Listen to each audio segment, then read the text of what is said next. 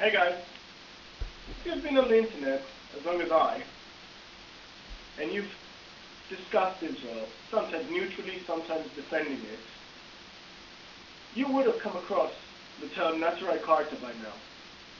It's that tiny, tiny sect of Judaism, very tiny compared to the population, that wants to be ruled by the Arabs. It doesn't want to be ruled by Jews. Now, they've successfully marketed themselves amongst the communities that hate Israel. They've very successfully marketed themselves as true Jews. Now, it's slander to attack someone else's Judaism in the first place. But let's forget that part of their attitude. Let's focus on the issue at hand. Why do I think they're completely irrelevant? Except the fact that they've been very successful at marketing. There's a very specific event that happened in 1929. Many of you know it. It's the Hebron massacre. Now, Neturei Karta did not exist back then because they were formed a few years later. But they were formed from precursor groups. And I actually did some research, unlike every single person I've seen quote Neturei Karta. And I looked into their background in detail. And I've never once spoken to anyone who used Neturei Karta, who knew anything about their background except one or two videos he saw of them getting interviewed or standing next to Ahmadinejad when he's calling for the destruction of the state of Israel. So I want to share this moment with you. I want to show you why I think their entire understanding is a complete joke, completely irrelevant, undeserving of our time. But their interpretation of events is disgusting and is only anti-Jewish at its core. So come on guys, follow me and we'll delve into history. Now just before we start, I want you to see this. This is the old Yeshuv. Old Yeshuv. It refers to the Jewish community that lived in Eretz Israel from the destruction of the Second Temple in 70 CE to the first Aliyah in 1881, prior to the onset of Zionist immigration. So that's what Old Yeshuv means. Now this is Menachem Friedman. He's an Israeli professor at Bar Ilan University. He explores the fields of religion and the confrontations between religious and secular Judaism in modern history. He also studies the modern process of halachic decision making. These are some of the books he's written. He's also written many articles for different newspapers. Now I want to go to one of his books, or one of his journals, Haredim and Palestinians in Jerusalem. Let's start over here. Number 3. This is about precursor groups of Neturei Karta. This is the same people, the same mentality, the same kind of culture, the same upbringing. I believe maybe many of them may well be parents of today's Neturei Karta. Number 3.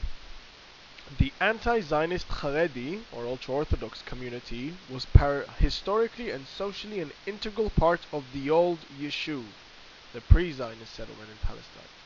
A non-productive society supported by the financial donations of diaspora Jews, and this without fulfilling its objective of serving as a spiritual center. Thus, for much of the Jewish people, this group has lost the legitimization of its existence. It's more or less the same case today. They still generally live off donations, and they still say they're praying for the world of Judaism, and yet they claim that they're the only real Jews. Yet the idea of an alliance between the Haredi, ultra-Orthodox, anti-Zionist, and Arab nationalists did not die out. Now this is talking about the situation in the 20s.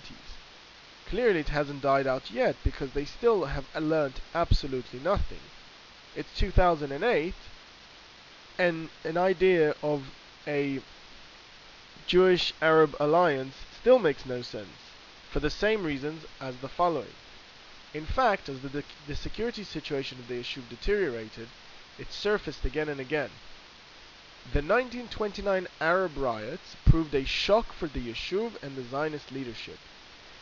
Many people sensed that the Arabs would not allow the Jews to fulfill their dream of establishing a national home. In the seeming ebb-tide of Zionism, the extreme anti-Zionists among the Agudat Israel leadership felt secure enough to broach once more the idea of reaching a Jewish-Arab modus vivendi, in which the Jewish side would give up its political aspirations in Palestine. At the same time, the brutal murder of dozens of Jewish men, women and children in Hebron and Safed, most of them belonging to the non-Zionist Old Yishuv, led Agudat Israel leaders in Palestine to believe that the members of their society were paying the price for what they believed to be a Zionist adventure. Now you're thinking, because of what Zionists did, therefore these people are blaming them for what happened, because they riled up Arabs. But let's carry on. They drew a direct connection between the riots and the blatant secularization of public life in the Jewish rural and urban centers of the land of Israel, for which they held Zionism responsible. Reacting to a proposal that a day of fasting and prayer at the Western Wall, where the rioting began, be said to commemorate the events of 1929, Rabbi Yosef Chaim Sonnenfeld, the spiritual leader of the anti-Zionist Haredim in Jerusalem, wrote that a fast should be set not because of what happened at the Western Wall, but because of what really happened, what really caused the riot. The desecration of the Sabbath and other Jewish holidays, the licentious dress of the women, the opening of the Hebrew University in which heretical studies were conducted, and so forth. In other words, according to Sonnenfeld, it was secular Zionism which was causing the secularization of the Holy Land and undermining the security of the Jews in Palestine. Clearly,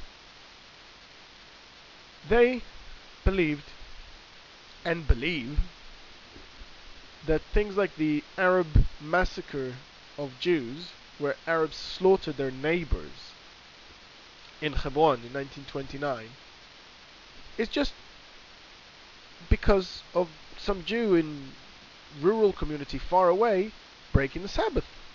Yes, that's what led to, why there was a massacre by Arabs. It's not the Arabs who are responsible. It's not the Arabs' fault. It was the secular Zionist, driving on Shabbat, or the woman that was dressed in a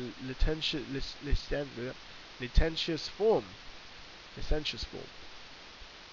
It was the Zionists studying at a university.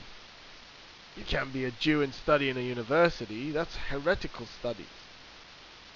So this is their mentality. The Arabs had no blame for the massacre that the Arabs committed against Jews. It was all the Jews' fault.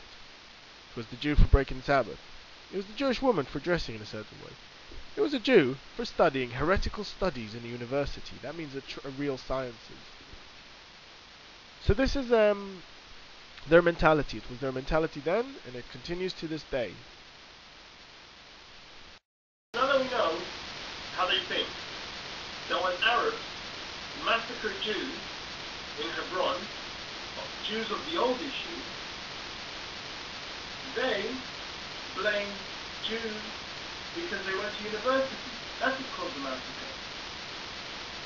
They blame women hundreds of kilometers away for the way they dress. That's what caused the massacre. If you were in Neturei Karta supporters. Now, any reasonable person can see how foolish this notion is. How politically it makes absolutely no sense. That's why I don't even bother arguing with Neturei Karta. They're a fringe group. They make absolutely no common sense. And they blame someone completely unrelated for an event that happened as a result of Arab atrocities being committed.